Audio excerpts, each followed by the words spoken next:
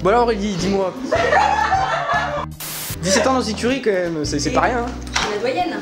Ouais, t'es la doyenne. Qu'est-ce qui t'en reste de ces 17 ans toi, aujourd'hui si tu pourrais... Qu'est-ce qui m'en reste? Alors, qu'est-ce qui nous en reste? Ça t'étais pas là au début. Plein de bons souvenirs, plein de délires, plein d'apéros, plein de beaux concours. Et des super moments avec Phil et voilà. Plein de passion en fait. Ouais voilà c'est ça.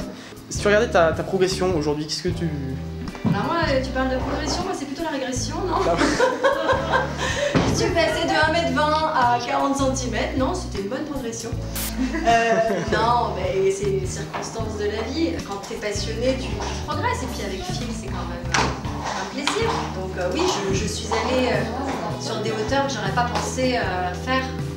Qu'est-ce que tu penses finalement de la philosophie de Phil, finalement, de ses conseils? Hachi, hein, ouais, d'accord. Il n'y a rien à garder. C'est nul. Hein. La philosophie de Phil, voilà, il s'est resté ouvert à nos attentes et à nos envies. C'est quelqu'un qui sait tirer le meilleur des chevaux et tirer le meilleur des cavaliers. Bonsoir à tous, bienvenue sur Bad Corporation. Je m'appelle Laure. Ça tourne. Ah merde. C'est pour ça c'est top, tu vois, je vais mettre ça aussi. Dis-moi Lauriane, c'est pour fêter quoi cet apéro?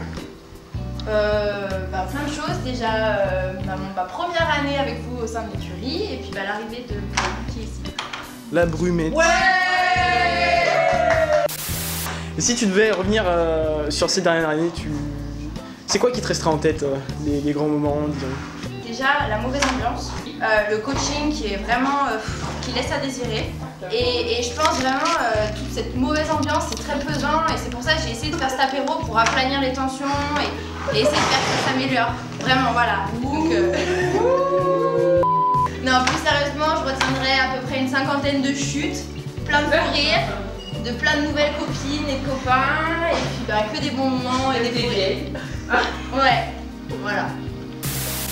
Et concernant ta nouvelle petite jument, là, la brume de Chivalet, hein, brume de Chivalet, pour toi, tu prends ça plutôt comme un nouveau départ ou la continuité de ce que tu as déjà fait, je veux dire? Enfin, non, ce que tu as déjà fait. Les deux. Les deux? Ouais. Ouais. Non, plus sérieusement, c'était la fin d'une étape d'une aventure avec Atalante, et là, c'est un nouveau départ, mais avec plein de bases et plein de choses que j'ai apprises avec mon ancien. Et là, on applaudit parce que c'était beau. Ouais, c'était beau. C'était beau. Qu'est-ce que t'en as pensé finalement de la philosophie de Phil, entre guillemets, de ce qu'il t'a apporté? Alors, la question difficile. Dans l'apprentissage, dans... Alors, si je dirais qu'une seule phrase, peut-être, pergola. Voilà. Hormis pergola, je dirais merci Phil pour tout ce que tu nous m'as apporté et puis pour tout ce que tu apportes aux écuries. Qui c'est qui? C'est mon petit chou. Il aime bien être une star, quoi. On va pas manger le truc de balle. Non, non, non, non, non. Bon alors, Pépette, c'est avant tout un piquet de chevaux, hein, parce qu'elle toute seule, elle remplit presque toute l'écurie. Alors, est-ce que tu pourrais un peu nous présenter celui que tu as derrière toi? Donc c'est le petit dernier, c'est Alacio. Alacio Sauvageonne? Sauvageonne, voilà, il a 7 ans, on l'a acheté il y a 2-3 mois. Voilà, j'ai beaucoup chu avec. Donc depuis, mon homme il m'a acheté un airbag. Un airbag. Et accroché, m'envoler. On a acheté le harnais, la totale. Et puis prochaine étape, le challenge des vétérans. On va essayer de se qualifier pour Equitalia. Ah bah ouais, ce serait top. Ouais. Alors au niveau des écuries, en général, c'est un peu la même question que je posais précédemment. Si tu regardais les années précédentes, c'est quoi ton ressenti général au sein de cette écurie?